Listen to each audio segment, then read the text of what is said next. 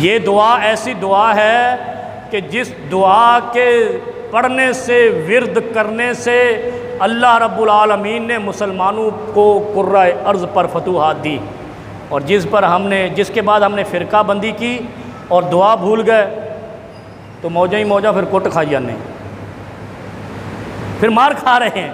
دعا کیا ہے؟ یہ دعا یاد کر، اللہم انی اعوذ بک من جہد البلاء و درک الشقاء و شماتۃ الاعداء و سوء القضاء۔ 4 چیزیں۔ اللہم انی اعوذ بک، اس دعا کو پڑھنے کے بعد اللہ نے بدر بھی فتح کرا دیا، احد بھی کرا دیا، تبوک بھی کرا دیا، خندق بھی کرا دیا، مسلمانوں کی دھاک کرۂ ارض پر بٹھا دی۔ کیا دعا ہے؟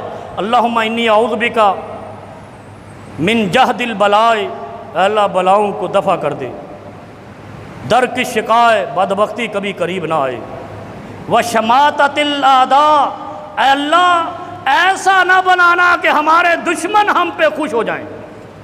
کتنی بڑی دعا ہے! اپنے دشمنوں کو خوش ہونے سے روکنا ہے تو یہ دعا پڑھنا ہے۔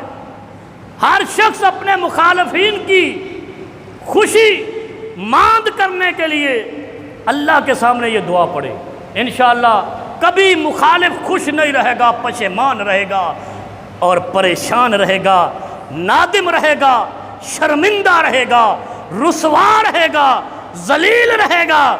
دعا کیا ہے؟ اللہم انی اعوذ بک من جہد البلاء و درک الشقاء و شماتۃ الاعداء و سوء القضاء۔ کتنی چھوٹی دعا ہے! 4 چیزیں یاد کر لو، انشاءاللہ۔ حسد کس کو نہیں ہے؟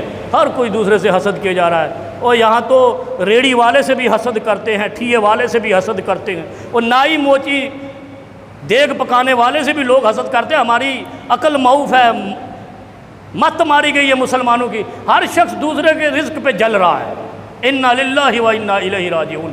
یہ ہے امت مسلمہ جو دیکھتی ہے خواب امریکہ تباہ کرنے کے، دنیا پہ غلبہ کرنے کے، اپنے بھائی کے رزق پہ جلتے ہیں، اور ہم نے دنیا کبھی نہیں۔ یہ حسد اور یہ زبان انسان کی پسماندگی کی علامت ہے۔ کیا فرمایا؟ اللہم انی اعوذ بک من جہد البلاء و درک الشقاء و شماتۃ الاصل جملہ اس میں شماتۃ الاعداء ہے۔ اے اللہ وہ وقت نہ لانا کہ ہمارا دشمن ہم پہ ہنسے۔ اور نبی علیہ السلام نے یہ دعا پڑھی، جو ہنستے تھے وہ بھی روئے، جو خوش ہونے والے تھے وہ دھاڑے مار مار کر کعبے سے نکل گئے تھے، روتے ہوئے نکلے جب اللہ کے حبیب فتح مکہ کر کر آئے۔